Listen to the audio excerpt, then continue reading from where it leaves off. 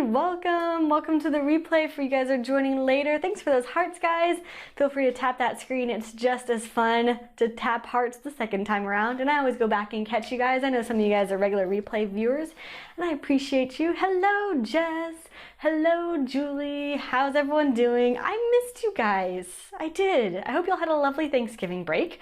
I definitely took a break. As you know, we're matching in purple again. Synchronicity. It's pretty great. I know, I feel like I have been, there's been a party going on and I haven't been watching. I didn't even watch Scopes. I feel kind of bad about that. But at the same time, it was really fun to relax. I hung out all week with the kiddos and my family and my husband, and I know, didn't have time. It was so relaxing. I did some random work stuff, bigger projects I've been putting together, but hello Sean, welcome. Sorry, the Periscope needs to make everything just a little bit bigger. Must be drink the hubby scotch while writing the book time. I know, that one I think is preserved on YouTube too. Oh no, Jess, your 7-year-old broke her leg. I am so sorry. The leg has got to be so hard. You know, my 5-year-old broke her arm, but the arm, they just kind of put it in a sling or whatever, but the leg is crutches. I'm sorry. So this will help you, Jess. Today's scope will help you. So it's all about batching tasks to make time for larger projects. Although you can't batch helping your 7-year-old get to school. But so I'm Morgan Gist McDonald. I'm writing coach, editor, and author. I run my business and blog out of paperravenbooks.com, and I help people who want to write a book but don't know where to start. I walk you through the process, chapter by chapter, giving you encouragement and guidance along the way. And your son broke his arm. Yeah, crutches is really hard. Hello from Mexico City. And if you already have a first draft of your book, I work with an amazing team of editors who help bring your first draft up to high quality publishable level, ready to be put out into the world with your name on it. Yeah, something about, I don't know, 7-year-olds really need to get around. I'm sorry, Jess. That's terrible. So how do we make time for really important projects like writing a book when our lives are really busy, whether your kid broke their leg or their arm, or whether you just have, I spent most of this morning clearing out my inbox after the busy, weekend. And so I have been looking at my schedule again, coming into this busy season. I always give December and January are hard pushes for me. I try to get a lot of stuff done, for better or for worse, because it's already busy, but I'm looking at my schedule and I'm setting up my batch time. So I do this regularly, but I'm going to be doing some intense batching. So let me tell you what I do regularly, and maybe that will help you brainstorm some ideas for what you can batch in your life. So there are lots of smaller tasks that we do that eat up tons of time. For instance, in my business, I blog. I release a blog once a week. So at the end of every month, I batch on Monday afternoons. I write 4 blog posts and create the graphics and set them up to be released. I use CoSchedule in my WordPress blog so that it releases the social media posts along with the blog. And then I use Aweber as my mailing list, and it releases, I set up the email to release at the same time. So that's one thing that I batch, 4 blog posts Monday afternoons at the end of the month. So that's one thing. That's what I'm going to be doing this afternoon. Some other things that I batch, I only do emails first thing in the morning and then once in the afternoon. I know, yeah, but once you get in the rhythm, I keep ideas running. If an idea for a blog post jumps in my brain, I put it in Evernote, and then I pull those into Scrivener when I'm ready to start writing. Okay, Cecil, yeah, good to see you. Thanks for hopping in. And yeah, you're still in, I don't know if you're in Australia or Cambodia, but good to see you. And I'm going to check in on you and see how your writing is coming too. But catch the replay. So blog posts is one thing that I batch. Emails, I only check emails, except for today was a little bit of an exception. I check emails twice a day, once first thing in the morning at 8:30 a.m. and then in the afternoon around, depends on when my calls are, but it's usually between 12:30 and 2:30. And then other than that, it kind of has to wait because it's not going to be an emergency, and checking email will definitely drain your energy. It feels productive because you're like, oh, I need to keep on top of my email to be a productive person. But there's no difference between you checking 5 new emails at 8:30 a.m. the next day and catching them one at a time. I mean, in the real world, doesn't actually make a difference. Joanne, be proud.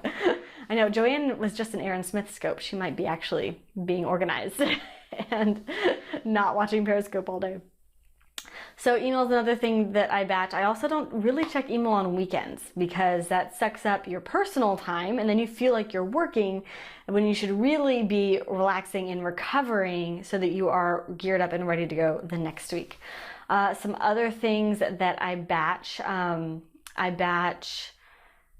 oh gosh, I just went blank. I batch Periscope content. So about once a week I sit down and I write out some ideas for the Periscope content and some possible titles. Yeah, I know. This is your relaxation time. I like it, Jess. And so I batch ideas and titles and put those in Evernote so that when it's time for me to do a Periscope, I'm not like sitting around like thinking, what am I going to do a Periscope about? Some other things that I batch on Sunday evenings while my husband the kids are in bed, my husband's watching the football game, I sit next to him and I do my social media batching. I use Buffer, Buffer, and I go through, I have a blog like RSS feeder, Feedly, Feedly, Feedly. And I collect all of the blogs that I follow and I just click through them one by one. And if I think it's something that you guys would love to read, I schedule it in my Buffer. And it's released to you guys on Twitter and Facebook automatically. So occasionally I will run in and pop some like random thought or new link that I run across, but that way I know that I'm at least giving you guys the kind of writing content that you really want on a regular basis and I'm not constantly playing catch up with social media. So Buffer and Feedly save my life with social media. Some other things, I batch major marketing stuff ahead of time. So for instance, I run webinars about once a month. And this week, the first week of the month is webinar time. So you may, I don't know if you've gotten any emails from me or seen any of my ads on Facebook, but if you go to paperravenbooks.com/12steps webinar, this is my classic signature webinar where I walk you through the steps to write a book. So this is all of the advice that I give to private coaching clients. I have condensed and distilled into this really powerful 45-minute webinar. And I walk you through you got your vague idea for your book and what are the steps through actually writing a first draft, revising it, editing it, getting feedback, all of those steps for a full and complete publishable book. So paperravenbooks.com/12steps. Yes, you've already seen it. It's the same. It's live still. I'm doing it again. And I always do it live because I think that's how you should do webinars. Not automated, but it's a great webinar, especially for people who are just coming to know me and want to know more about my system.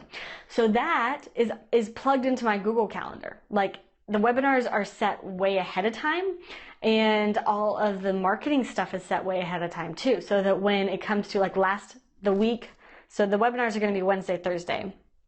The week before, I go and I click on my Facebook ads and the registrations start pouring in and I click the registration stuff to like autofill for the webinars. So that happens.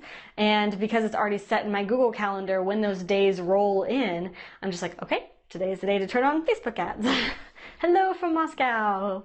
So there are lots of random pieces to, for instance, running a business that can feel really overwhelming the first time you do them. So like the first time you start blogging, it feels really overwhelming. The first time you wake up, or the first time in a 24-hour period you have 100 emails, that feels really overwhelming. The first time you try to run a webinar, that feels really overwhelming.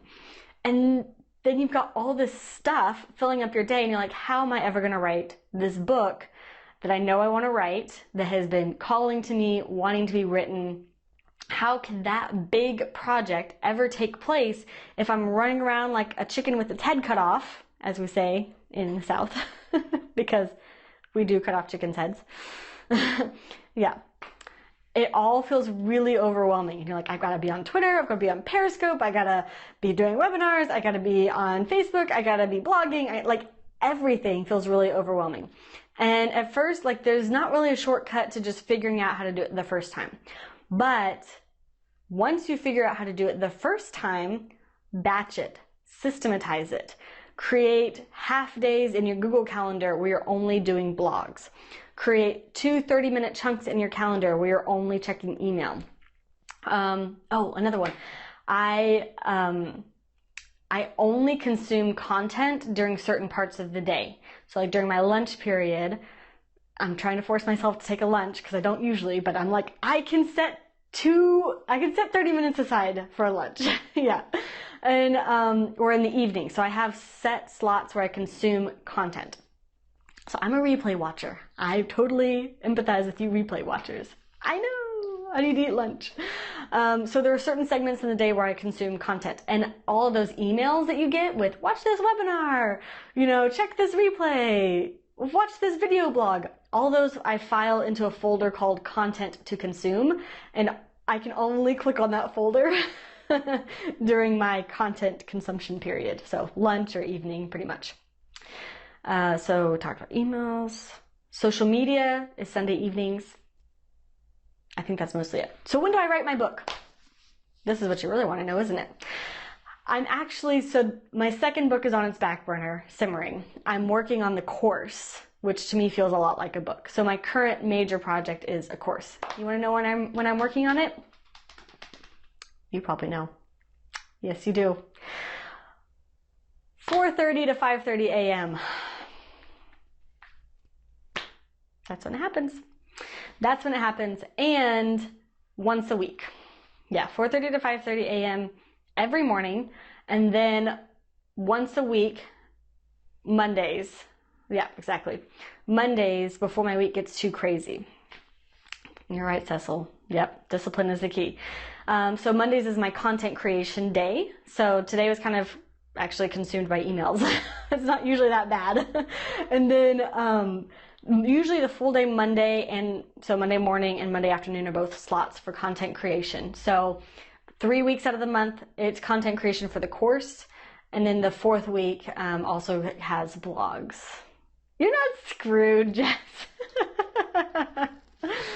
It's slow, like one habit at a time. And once you start, here's the beautiful thing about batching. Once you figure out how to batch one thing, it becomes like an autopilot. So what's one thing you can batch right now? Throw it out there. What do you want to batch? Do you want to batch blogs? Do you want to batch social media? Do you want to batch a webinar? Hey, do a webinar. It's really fun. And figure out that one thing. You will not be defeated. I like it. Okay, tell me, Jess, what's the one thing you're going to work on batching? Because that's the pockets of time also open up and widen up when you start doing this batching. I want to hear from you. People in the room. What are you going to, just try something. Just try. Email. Batch your email. That's going to be my challenge to you, Jess. Batch your email.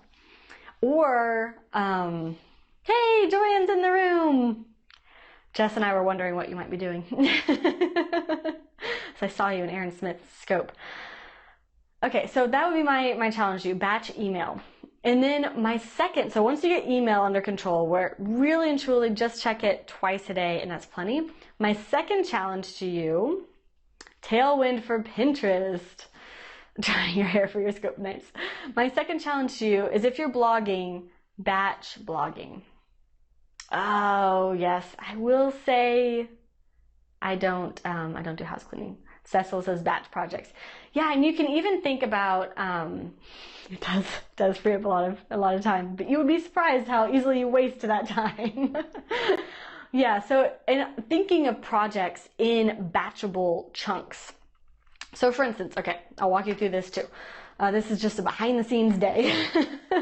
So I am creating this course. It's launching in January. I'm kind of freaking out, but because everything takes longer than you think it's going to.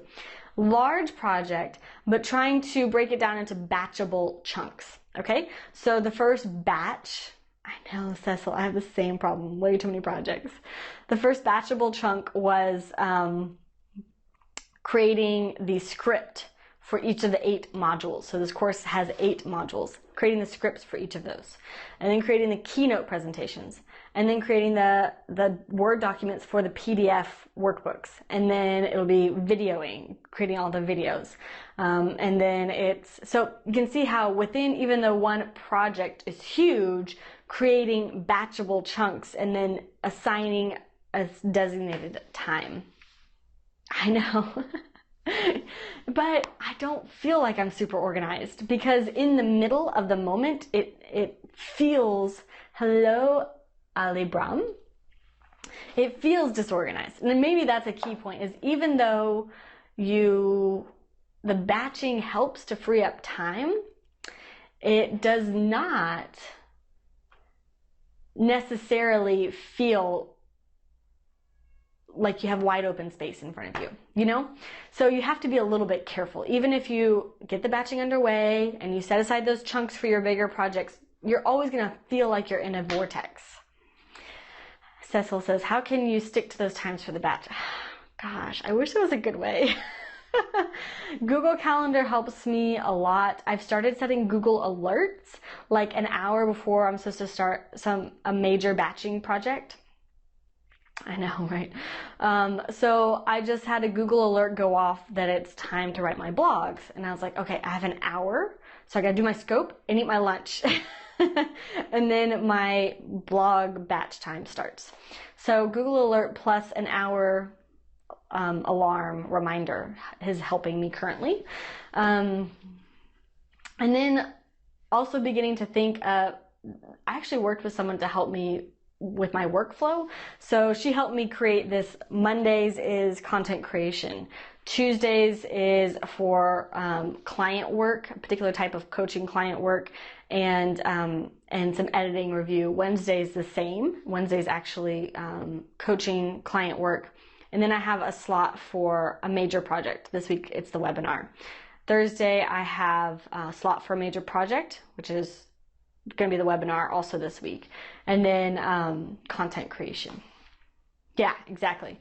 So I only work Monday through Thursday. So each of my days has sort of like 2 major slots, and each of those slots is dedicated to a type of work.